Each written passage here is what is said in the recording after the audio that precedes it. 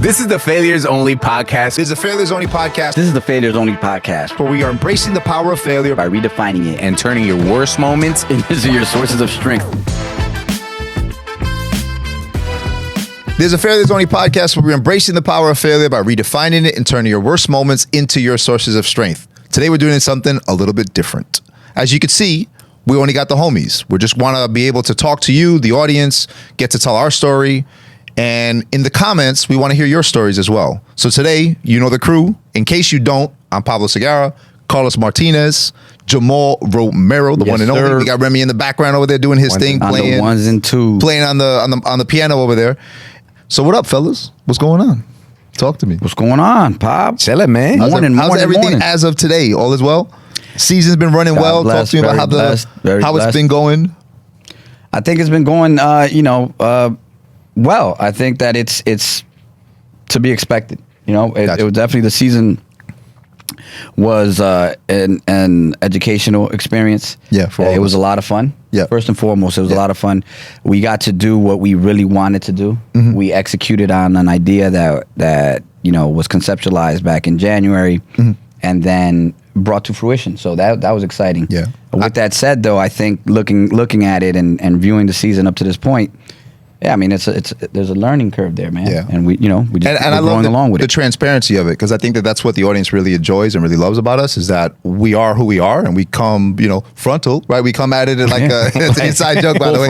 Full frontal. That's an inside joke. Like the rawness of it. It's Clean that up. So we basically come at it where we are who we are. This is the transparency of it. We are learning as we go through this, and we want the audience to help us improve as well, too. So with that said, right? Wait, hold on. Before you say anything, tell me. What do I do with my arms? What do you do with your arms? Just do everything. I think you just remember what we were told when we was being that. I think, remember the diamond? Like, just keep the diamond. Remember from when we was doing the like wife shoot? Like the wife shoot. The wife shoot. Oh, the wife shoot. Gotcha. Yeah, just keep your hands. Yeah, keep your hands on your.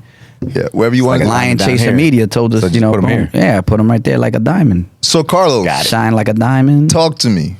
Tell me about your background. Tell me about where you grew up. Because the audience does not know this. Yeah. So I grew up in Elizabeth, New Jersey. Okay. Right. The hood of Elizabeth, New Jersey. My parents and I migrated from Peru here when I was 8, 1991. Yep. Living out of a box, out of my aunt's 2-bedroom apartment, like 6-7 people. You know, the typical immigrant story of any kid that comes here. Yeah. Any dad nowadays, at least. Yeah. And yeah, man, grew up in Elizabeth my entire life. Been around that area. Jersey kid, right? In and out of New York, getting in and out of trouble. Yep. Yep. A lot of us at an early age. Yeah. That's exactly what happens. Yeah. Understand? Yeah, I've been to Elizabeth a few times. So yeah, it's I could definitely relate. Right. I grew up in Patterson, till I was 18, 19, same. Yeah, I didn't grow, wasn't out of the box. I was, my mom came here at, I think in 1980. I was born in 1981. Okay. So where'd your mom come from? Nicaragua. Okay. She came over here looking. She had a decent career out there, but she just saw the writing on the wall. The country was. Most parents do, man. Yeah, it wasn't going to be. They were promising that the government and all that wasn't looking the right way for her. Against her family's wishes, she just said, "You know what? I'm gonna go to America, check this thing out." She actually wanted to be a nun. She came here. I can see that. Yeah, no, really? Knowing my mother, you could definitely see it. She wanted to be a nun, and she came to a convent, but then, something happened where they didn't have space for her. She couldn't really stay there right away. She stayed with some friends, and then met a salsa piano player, my dad. Really? And then swept her off her feet. That was it. And then that was all she wrote. Yeah, and that's all you wrote. Have you guys ever had the conversations with your parents as to why they came over to the United States?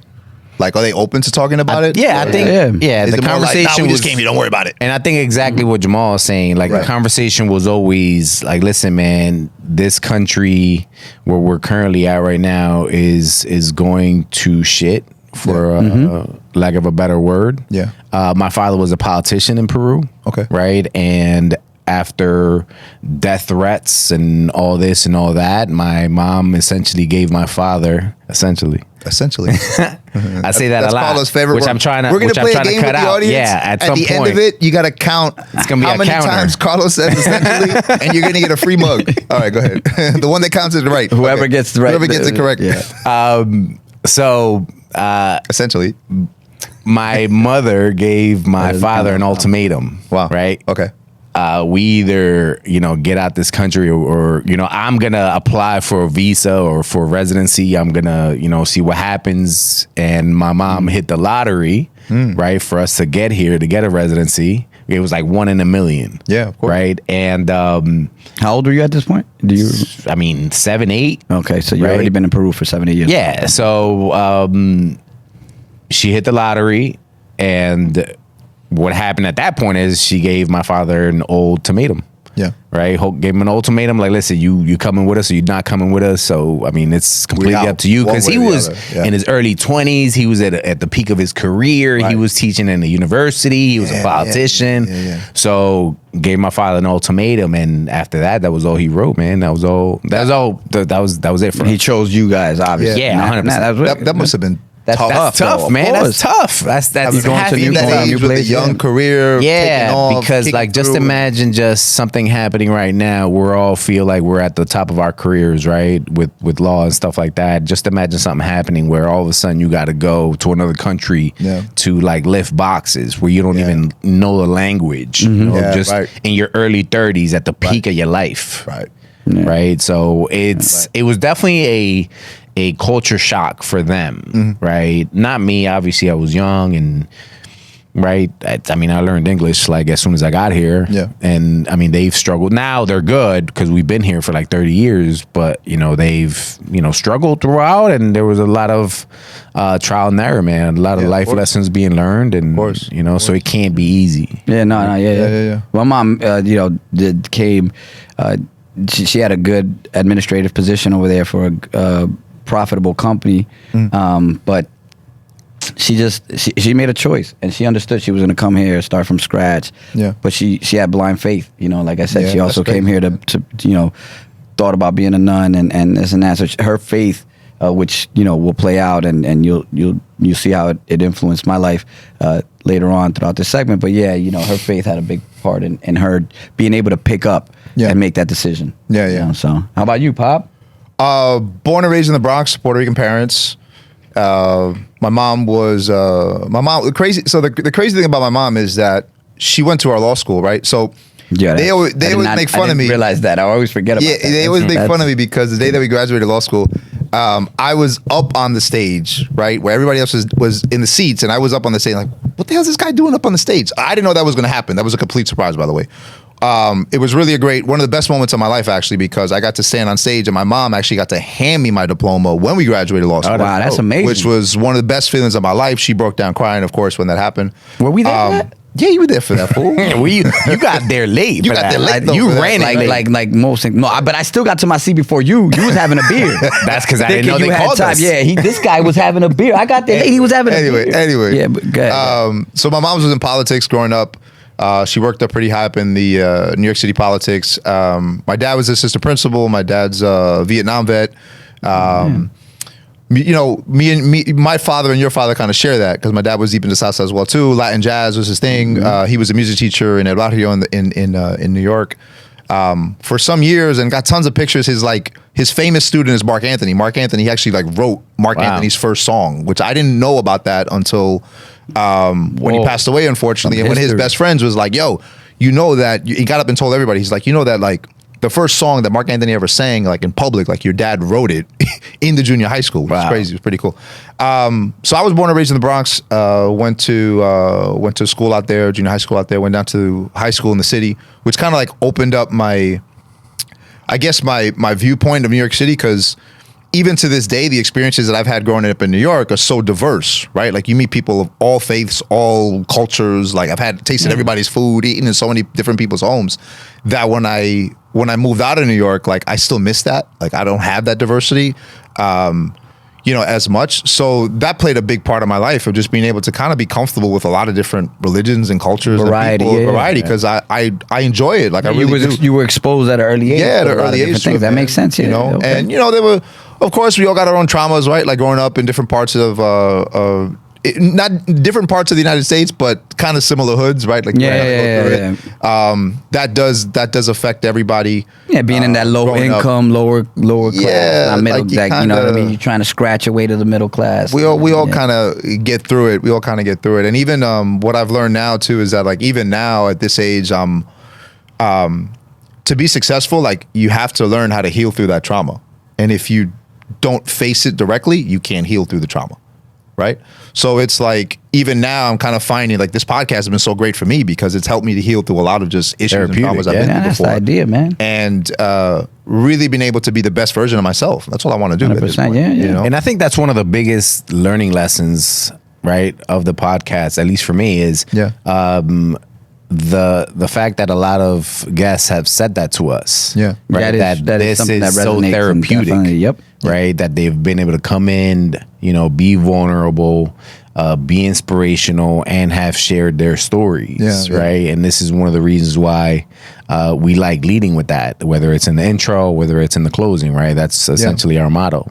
Yeah, no, Essentially. because so in order to and the last part of that resilience, right? And in order to be able to pull from that and inspire those, or if anyone's that's listening out there that gets something from this, they're gonna get that part, especially, right? But you don't get that part of resilience and how to overcome without being vulnerable, right? You can't without being real, right? That's another word for right. We just want you to be real. We want you to tell us, and we want to be able to and we'll do it today, express like this is who you really are. This is what I was really thinking at that point in my life. Right. Yeah. At this low point. And like Carlos said something to us in one of the meetings where he was like, we got to practice what we preach. Like we tell people to do this, be vulnerable, be inspirational, be resilient. So like we got to lead with that because that's who we are. Right? Correct. And we don't have a problem with that. Which is I think which is what we did. Naturally, which what we were doing before we all linked up. We were doing that in our own right, in different ways. In different ways. Different. Yeah, so we were doing it before. I mean, even in just talking to each other, sometimes about life in general, giving each other life's advice about different businesses that we were into or careers that we were doing. I mean, and then that's kind of how this podcast came along, right? Yeah. So that's how it conceptualized. Yeah. Right. Yeah. I before we get to the podcast though, I want to talk about careers. Yeah. Let's start with for most of you, well, I don't know, I wouldn't say most of you, but for the audience, there is a famous book that's my favorite book that I've ever read that changed my life. It's called Start With Why by Simon Sinek, right? And he discusses how companies, brands, people should always lead with why and not what. Where a lot of businesses do it in reverse. It's like, this is what we do and this is why we do it. Where if you start with why, you connect emotionally to a part of the brain that doesn't logically think, that thinks more on emotions and that gut feeling, and the why is what connects them, right? So why being an attorney? Why did we get there? Like what's your why, right? For going to law school, what's your why for your career, right? Like, can we talk about that? Have you thought about that before? Yeah, I mean, listen, there's a question. I have kids. Yeah. There's something that my kids ask me, and I've discussed with my wife and friends and things like that. I mean, for me, I remember growing up, I always thought I was going to be a doctor, right? I wanted to be a doctor. I thought, maybe most kids think that, right? I think that's just normal, right? If you ask a kid, I think nowadays they'll say I want to be a doctor or a lawyer or maybe engineer. Those are like the top three answers probably. Should poll that, but so I wanted to be a doctor. And then when I got into college and I was accepted into St. Peter's. I was on an academic scholarship.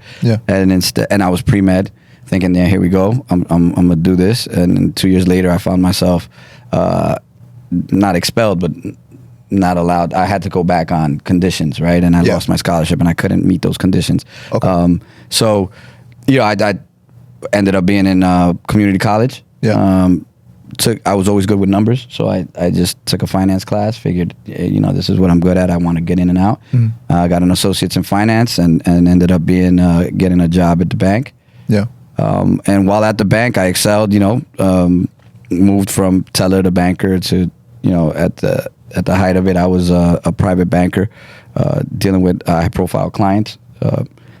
And through that process, I had a lot of people that I would help, especially in the Spanish community. It'd be surprising how many people aren't bilingual. But I was one of the bankers that people could rely on that spoke the language, and through that ordeal and helping people, in the Spanish community, it got brought up to me a lot. Hey, you give, I was just not helping them with their financial needs, but just telling them how to navigate through buying a home for the first home, how to just helping them out in general. Just helping them out in general, and through I guess my ability to listen and be patient, they always would say, "Man, you should be an attorney, or you can write this and that." Yeah. And I never thought of it. I thought, at the time I was. I didn't love what I did, but it paid the bills. It afforded me a great opportunity. It put food on the table, it helped me get a home, right? And it took care of my family. I had a good career, but it wasn't fulfilling. But I didn't know that yet until what age was that? So at that time, it was right around. It was like 2009. 2009. So 51. Yeah, okay, got him. 48. Nah, I want to say 28, maybe 29. Yeah. Okay. And then right around that time, the bubble. 2010 bubble burst. Yeah, right. And I started helping people with loan mods, right? And I started getting into that. And, through helping them and getting loan mod, the banks really didn't like that. My managers were like, hey, listen, I know you're helping people with this, but that's not your job. You're supposed to be bringing in more money, your assets, right? Asset relocation and things of that nature. And that's when I made the decision. I didn't feel fulfilled in doing what I was doing. Yeah. So I decided to go back to school and do something different. I remember telling one client, like, hey, I'm going to quit and I'm going to sue the bank. Yeah. Right? Like I'm going to represent the bank. I'm going to be an attorney. But at the time I didn't even, I wasn't taking any classes. Hold on, wait, let me ask you something. So we started with being a doctor and then being a doctor of law, right? Yeah, correct. Yeah, that's what we joke about. That's what we kind of say joke about sometimes. Why not go back to try to be a doctor though? So that's why not medicine? Why not medicine, right? Because at that time, knowing what I know about college, you had to go through 4 years of undergrad. Yeah. Then you got to go to medical school. Yeah. Then you got to do 5 years of residency. Where I was at that time, when I lost that scholarship in St. Peter's, I was in no condition economically, financially. My mom and I, at that point, my dad had left. My dad left when I was 10, right? So we had been on our own for a while, and the struggles were real. Like, electricity was scarce. Like we had lights on just through the winter, but you didn't have lights on. And then summertime, you were like, we don't need that. That's an extra bill. Cut it. You got got sunlight. You got candles at night if you need it. Yeah. That was until I was like 18, 19. That was normal. Like no cable was not. I didn't have cable, anything like that, right? So when I was in college, it was I had seen enough that I didn't want my mom and I to keep living like that. It was embarrassing for myself, right? You got an ego, and you want people to come to your house and not be like, damn, dude, you don't got no light. Yeah, like what's going on? You got no cable, right? Yeah. So I needed to get a job. Yeah. And my dream of, all right, I'm going to medical school, even if I don't even know if I would have got in, right? You needed great scores and all that, right? I don't doubt myself. I made it through law school, right? But I couldn't afford it. Yeah. I couldn't afford to pursue that at that time. So I decided, that's why I took the easy route, numbers, finance, 1, 2, 3, got in the bank. That was not a problem, right? I'm a people person. I could, make people feel comfortable, asset relocation, I did make people feel comfortable. I was great with numbers. So it was easy and I was getting paid. Yeah. And that was it. It wasn't until all of this that happened and I felt that when I got in trouble for helping people, doing those loan modifications and assisting people, is where I was like, man, I'm in the wrong. This isn't fulfilling. Mm-hmm. And then I said, let me go back to school. Let me see what happens. And I ended up taking some philosophy classes, pre-law classes. And then I said, this is where I need to be. And then I went to law school, and it was all tunnel vision. Yeah. And I feel like that was a great decision because I help people every day. I didn't know I was going to be doing it the way I'm doing it. I was able to turn that experience of loan modifications and that bubble bursting to now being able to do that in bankruptcy, right? And helping people stay in their homes stopping foreclosures. That's where I hear the connecting piece, where it's Correct. like basically you're doing one thing, helping people in the banking industry, because I wouldn't say you work in the banking industry, but bankruptcy and attorney, you know what I'm saying? You work with them. I don't know if they're like, we're not best friends, but yeah. Yeah, but it's still, the point of it is that it's still, you're guiding people, you're helping people to get through a financial system that they do not know enough about to manage it on their own. 100%. Right. And Latinos, I mean, unfortunately, in this country, that's, it's a real thing, man. Yeah. A lot of people migrate into the country or, first, second generation that are completely financially uneducated, right? They just don't understand how the process works. I mean, a lot of my clients now have businesses and don't understand how the process I don't works. think it's a Latino thing. I think it's just a general, you're both, general public thing. Right. Oh, yeah. You're both bankruptcy 100%. attorneys. Yes. Correct. Everybody knows that. 100%. We have it Yes. clear. And you're absolutely right. It's definitely not just a Latino thing, right? Yeah. But at least speaking about the Latino community, because we were talking about the Latino community. Understood. Right. It stood out to me. And 100%. I saw my parents go through it. Yeah. Right. The same thing, the struggles, buying their first house and, seeing them struggle through that and not really feeling like they had a choice, right? They wanted to buy a house. The most about that and feeling, they kind of felt like, and I have this conversation with my parents all the time, right? Where they're like, we kind of felt like we couldn't be picky with the house that we wanted. 100%. Yep. Which Right? is crazy. Because we thought that who would ever give us $300,000 to buy this house? Right. So we got to take what they give us right now. We can't even ask questions. Right. Meanwhile, this shit is breaking down. That shit is falling apart. Right. And this shit doesn't even fucking have a permit. Right. Right. Yeah. Like it's a real thing. But man. it's like, we got a house, whatever. Like, right. Yeah, that's we got somewhere to live. We got and and that's coming from that background of coming from a very poor country, you are ingrained with that thought that damn, we just happy we have a roof. Right. And because some deal people with it, don't. and then we'll fix it up. And now, Right. and knowing that, right, and that's what I'm a piggyback that off of that, and with what I do and why I'm so passionate about it is because exactly. So people come, don't understand really the terms that they're getting into. Get into them anyway. Sign them. You got a home that, like Carlos said, is falling apart. This and that. You work your ass off. To rebuild it, to make it your own, to fix all those issues. And then due to a clause in that agreement that you didn't want to get into, now that someone's going to take it away. Right, you're someone being in the bank. And all that blood, sweat, and tears you put into that home, gone in an instant. That's what I'm like, nah, I'm not going to we're not going to let this happen. You have a chance. You just got to go through this. And then when I give them, and Carlos, when we give them those options, right, because being a bankruptcy attorney, he does the same thing that I do, right? People look at us like, no, I can't do that. Right. Like I have to pay my debt, or I have to. Right. That's I did It's unheard of. It's unheard, right? It's like no, you're not doing anything. Meanwhile, Donald Trump has gone through 7 different bankruptcies. 5, but 5, whatever it is. It's this is your right, and this is how you're gonna be able to keep that dream. Right. Like everything you work for. Now, sometimes you just can't afford to, right? But at least give yourself a chance, and that's what Carlos and I do. And that's how we got into. That's why it feels like, and I'll speak for you, Carlos, or you could say it yourself. Like we don't work a day in our lives because we love what we're doing because we're helping these people stay in their homes or reorganize their debt or get out of debt completely. If they're a Chapter 7, right? Put them in a better position. And put them in a better position so then they can afford to get that home, right? Because what a lot of people that are going to liquidate or our Chapter 7 clients are going to, start from scratch. But if they never start from scratch, then they're never going to be able to get, of course, that thing. They're always behind the 8 ball. I think we kind of have like similar reasons and similar stories, but for me it was there was a point in my life where I felt helpless, almost like your parents were saying, like, this is all we got. I got to buy this house. I got no other choice. What point was that? When I was a police officer. I got into a really serious car accident, right? And I got screws in my spine, had all types of injuries, all types of stuff that. How old were you at that time? I was in my late 20s. Okay. 26, 27, something like that. So imagine I went from literally the best shape of my entire life to being in a wheelchair, being a cane, being a walker I was in physical therapy for almost 7 years, just getting my body back together. And there came a point with the police department where once you're hurt, you're kind of just treated as like they literally send you to the land of the broken toys. That's what they call it, right? Because it's like you can't go on the street, so you're useless. You can't do anything for it. Was that your first job?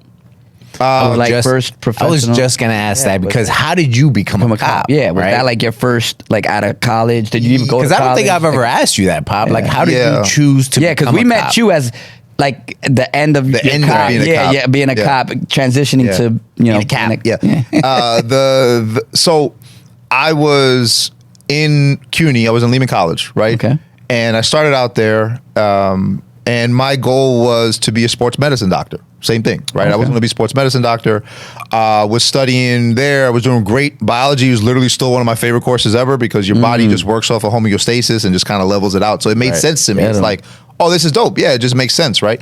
Until I met chemistry class, and then I met chemistry class, and I was like, "Yo, this is organic chemistry. Organic chemistry will kick your ass." Horrible. No, thank you. I don't want to do this. Right. So I went from literally being an honor student, like my first year of school, right? Second year, first year of school was an honor student, and then when I started taking those real classes in chemistry, I'm like, "Oh, I can't do this." So what happened? I fell.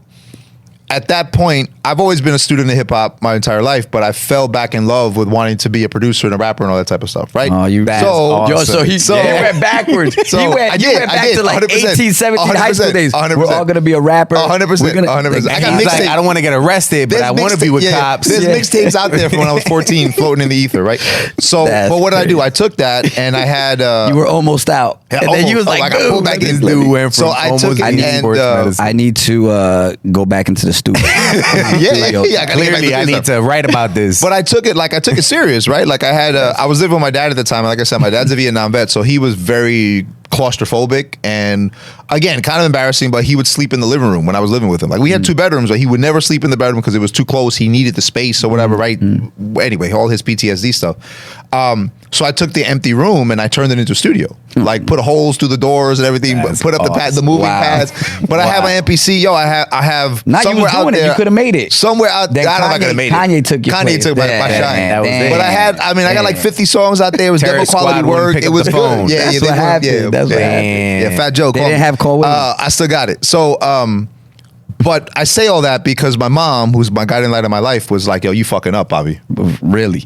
Like, what are you doing? Like, you're in college because then you in this box, you in the booth. What? Yeah, like what? You in the booth? You need to get that like, we need a career. I don't think you got these headphones on. Right. Like, you're hearing this, mom. This is straight fire right here. This is straight fire. But what happened? What happened was that I wasn't going to class. I was up till 3 or 4 in the morning working on stuff. I would not studying for tests, fucking up.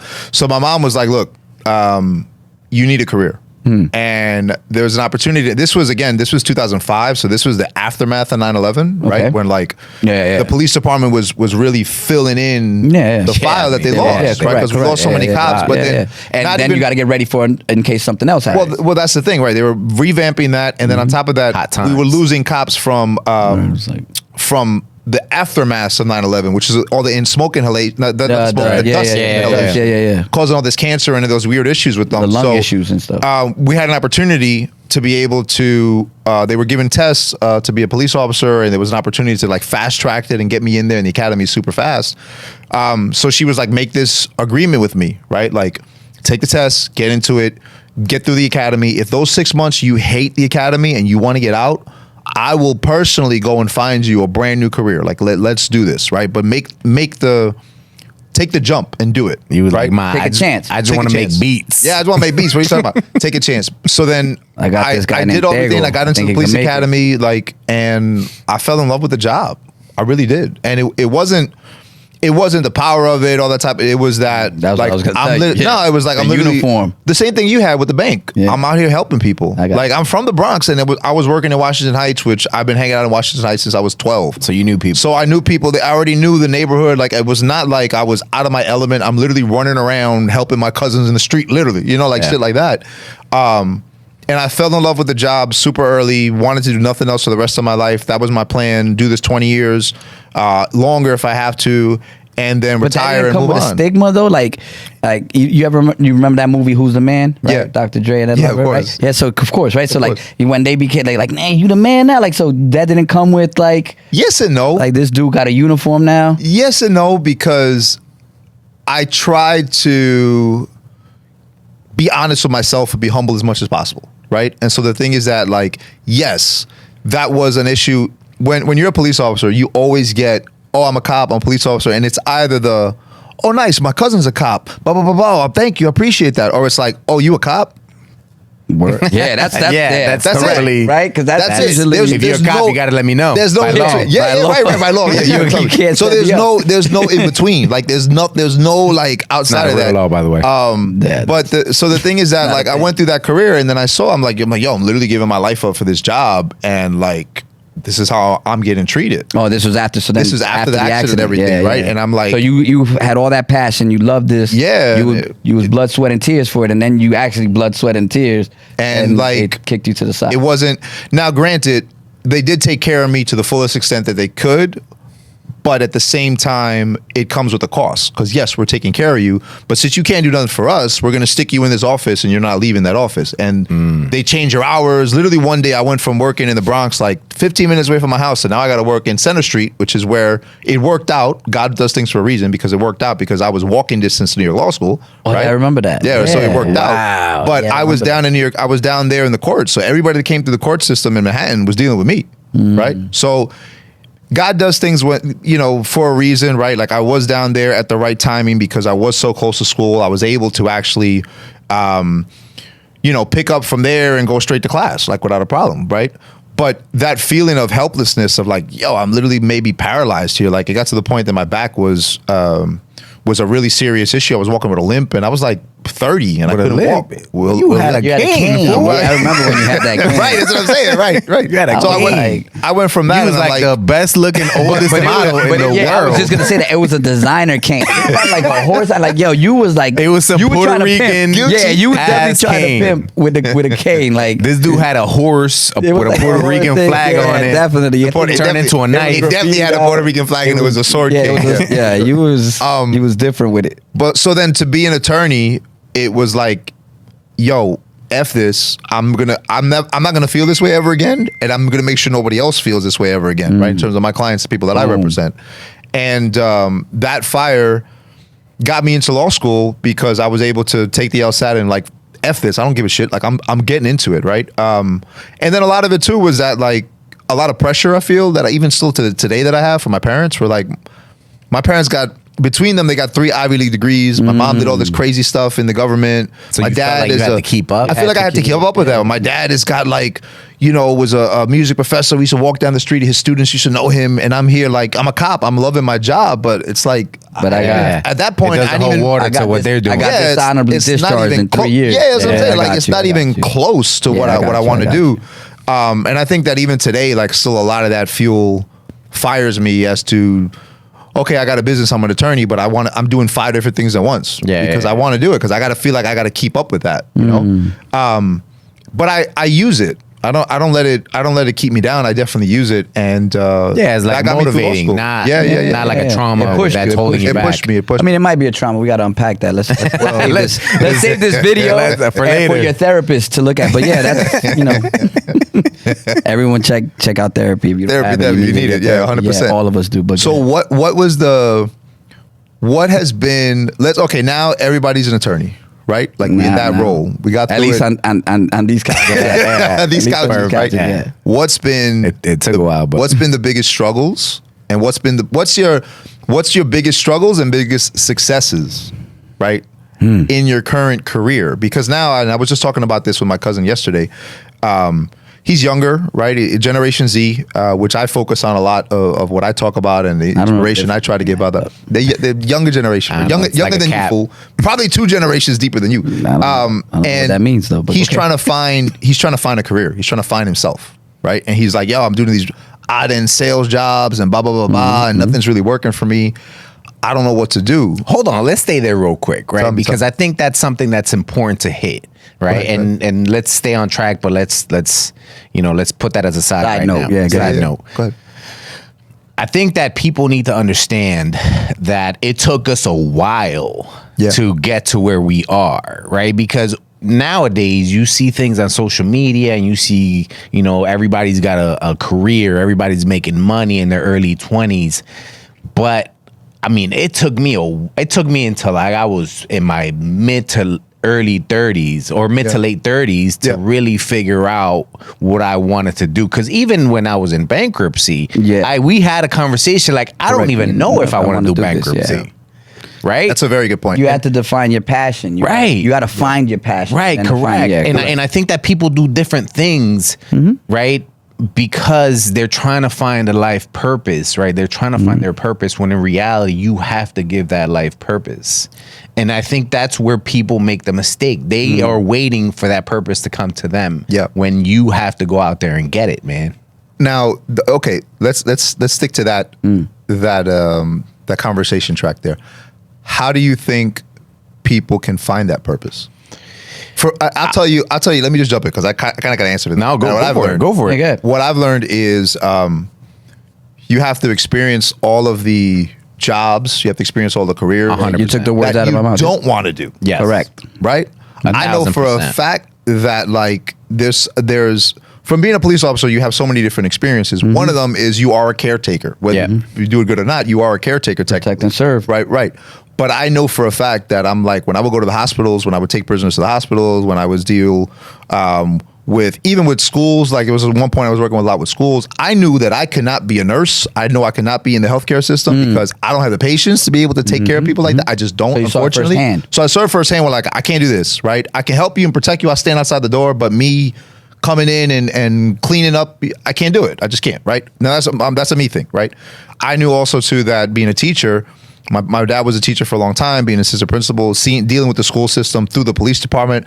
I can't be a teacher either. Like I knew that I just don't have the patience for it, right? But I know that I want to help people. And I know that the way that I do that is by protecting the businesses, giving them the best advice, right? To be able to grow that out. So my experience has always been that, well, you need to really take your early 20s and test out all these different jobs. Do it all. Do sales, go be a bartender. As much as possible. Fail as much as possible. I was going to say trial and error, right? It's through trial and error, and it's, again, we're all, I think, saying the same thing, go out there, try different things, but it's not just trying different things, but trying them with a purpose. See where these lessons are. And it's very difficult to do that at 20, right? Even sometimes at 30, right? To see those, like not silver linings, but what's the lesson here? Right. Yeah, this didn't work out. Oh man, I didn't like that job. Like, see, that's what most people say, right? I didn't like that job. I didn't like what I was doing, and they stopped. Yeah. But why didn't you like about it? Right. What was it about that? Or what did you like about it? Yeah. Right. And maybe you could parlay that into your next job and take that to the next level. And that's how you.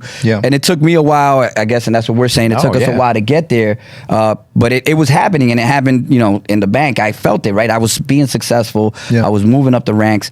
But I wasn't coming home happy. I wasn't coming home feeling fulfilled.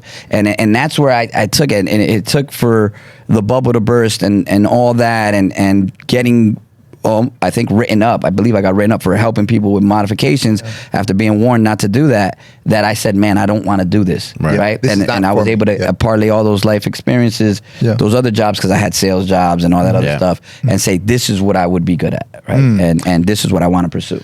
I delivered flowers. I worked at the mall. I worked at McDonald's. I hated being bossed around. I sold insurance to the elderly, which I thought I was going into somebody's house. Scam, and I thought that it was an actual scam. I felt like a scam. You should know that on Temu.com. Because you wasn't even using your real social. You right. They told me not to use my regular name. His name was John Perez at that time. Right? I worked for marketing. What is it? The MLM, right?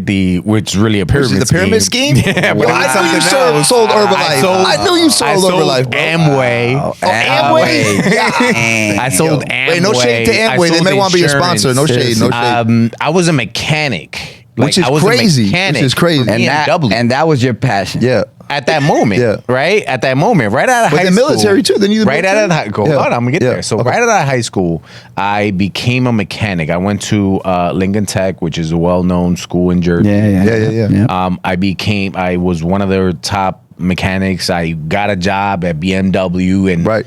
Which is they a big don't deal. They don't like giving those jobs out No, because no, unless yeah. you're good at what you good do, tech, then they put you there. Of course. Right. So I did that for a year and hated it. Yeah. Hated it, bro. What did you hate about it? My fingers being black all the time. Yeah. I Oil, love gas, all types of working shit. Yeah. on cars. Yeah. Always love working on cars, always working on my hands fixing things.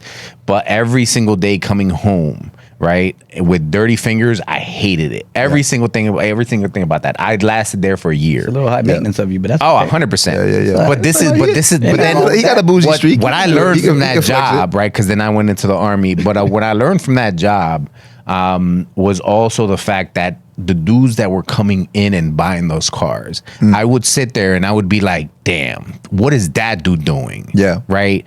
To buy this car cash Yeah. right now Probably in a sold drugs. suit, He probably sold definitely drugs. sold drugs. But now with a bag, you got to track that down. More than yeah. okay. We gotta have some type of right. I got you. Right. So this dude, they were showing pay stubs, so it couldn't have been that Yeah, bad. man. Nah, Right. W2. So, so that kind of always stuck in the back of my mind. Like, what is that dude doing to be able to, or to enable himself and putting himself in a position where he's buying this cash, or Right. he's showing a pay stub. Oh, here's my pay stub, $20K a month, or whatever the case may be. Right. Right. And that always stuck with me.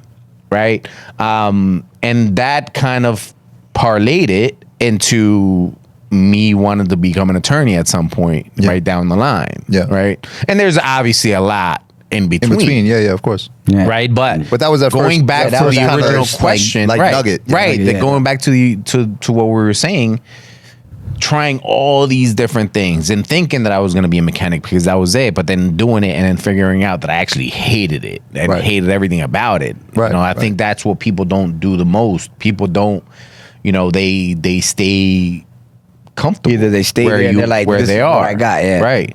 Even when we worked at this law firm, right? Yeah. I was at a point where it was either I'm just gonna keep losing more hair, gaining more weight, being completely stressed out, Yeah. right? Or I'm making a change. I'm making a change and I'm opening up my own firm. Yeah. I love Right. that. So it, Yeah. it took That was that, a big- right? And sometimes That was a big decision. The, Huge. You the know what I mean? fear of losing that comfortability Yep. outweighs everything else, all the pain that you're going through. Every time. Right? The sacrifices that it's gonna take, And the as risk. soon as that shift happens, Yep. like it did for me at that moment, Yep. then you will stay stuck in doing something that you either hate Yeah. or you're just okay Yeah, with. at that point you're just treading water, but you're not going Terrible. safety. Yeah, you're just treading water. I think I know exactly what you're saying because I've had. So I left college at 21 to go be a cop, right? So like I've Right. had a career, 3 different careers at this point, but 20 years, right? But I knew at such an early age that I needed something. I needed to work in a job where I felt like it was bigger than me.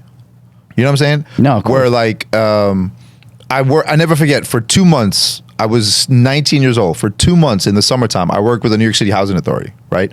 I was in the city. I was NYCHA? working NYCHA, yeah. I was working with the emergency response, right? In other words, emergency response is 10 o'clock at night. Everybody's gone, but you got this huge flood in your house. I got to go to the 14th floor and I got to fix the toilet, right, to make sure you got a Yeah. flood. Elevators in the summer in New York City, all the elevators are super old, so they overheat and they stop working. Taking old ladies out of the elevator on the 13th floor, like shit like that.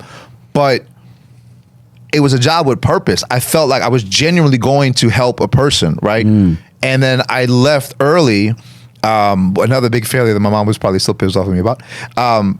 I left early because I was like, man, I ain't doing this crap. Like I'm going back to school, right? Because they were asking a lot from me. It was a full-time job and I wanted to finish school. So I left and I started working in like Best Buy or something, right?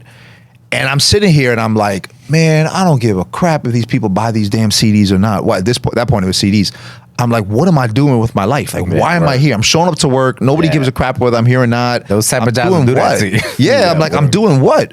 And that was, I actually left Best Buy. Shout out to Best Buy if you guys want to sponsor, by the way. I actually left Best Buy. Staples for me. To go. we'll take both. We'll take both. Sorry. I left Best Buy to be a cop. And I never forget that I had the conversation with my manager, who I didn't know this, but he was a retired cop from like Tennessee or something and moved to New York to be a manager in Best Buy. And he looked at me and he was like, hey man, I think that's a great career decision. It sounds like you know what you want to do. And at that point I didn't, but I knew there was something deeper in me that was like, I saw with my mom, I saw with my dad, and I saw the impact they left behind on people.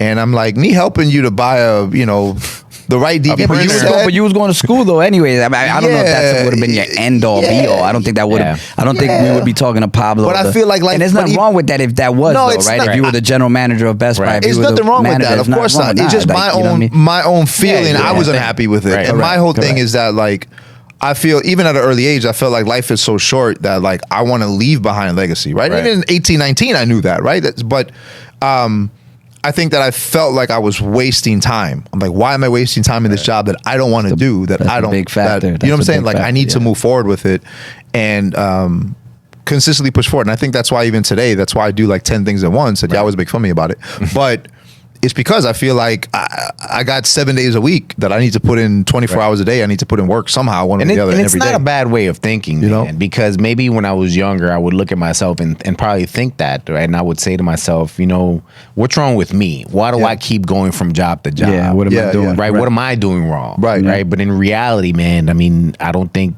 you're doing anything wrong. I think you're just looking to what is best for you, fulfilling or what that purpose is. And I think that's okay. I think that's okay. Right? People chase as long worse. as you're responsible. People chase a lot worse. So if you, absolutely. you chasing your purpose, you're on a good what you're path. passionate about, you're all right. Yeah, you're all right. And keep it right. Keep going there. Yeah, keep that same energy.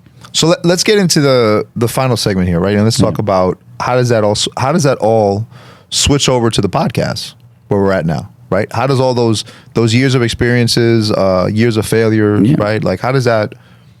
How do you feel like that spans over into this now? I think that we, all of us, and again in our own right, we touched on this in the beginning. Felt like we were doing something like this before, right? When I would sit across the table from a client, and they would tell me what's going on, and then I would assess the situation and try to give them, the best options they can to move forward. Yeah, I think at the end of a lot of those consultations, people were like, look, this was very helpful. I really appreciate it. And they would also say like, man, how did that happen? How did you come to be like here? Like, how did you come to get, I guess, put together? Right. There was a lot of like, right? We all have a lot of work to do. You're on the other side of the table. You know what I mean? But you're helping them at the same time. Like, right. And so that's where the seed was planted. Like, hey, it started where maybe I'll write a book, or maybe, because I do have a lot of history, a lot of experiences that led me to this point. Life experience. Yeah. And I would love to share that because maybe somebody would find that motivational. And I think when we all kind of came together, when that idea was presented about this podcast, it came from that perspective, from that angle, and that's where we all like united. Like we all were on that same wavelength. And in our own different ways. And we got energy's there. a real thing. Yeah, bro. but we all were like, I think like a crazy trifecta. So I thought that was a nonsense until I actually experienced it. Like energy is a real thing. So it was just like, why? It just made sense. Yeah. Like why not share these stories, experiences, ideas. and then we're unique in our own right, but we're not like the only people that go through failure. Like, right? That's what so why not interview or have guests that have gone through it and pull it out from them? And that's and now that's what we're doing. And that's how we came about. Yeah. I think for me it was like going through a tough time with obviously my previous business that I had a horrible failure with my previous business partner. Learning to be able to trust again and pick up and do that, because that was my oldest friend. He knew me. Knew him since junior high school. Yeah, right? it's the longest. And it's the longest friend. And then it's completely turn around and kind of just take a company out from under me that like was my idea and that we created. Right. It was difficult to jump back into the booth with somebody else and like work, and then not just anybody else, but two other like really, really good friends of mine. So there was a lot there for me at first where I was apprehensive. Right. I was like, I don't know. I'm not too sure about this. Let me kind of think it through. But I wouldn't have done this with anybody else. Yeah. Like if it wasn't Jamal and Carlos, I wouldn't nah, I'm good. That's all right. You guys can hold. I'm not interested in discussing my failures on the internet, right? Yeah.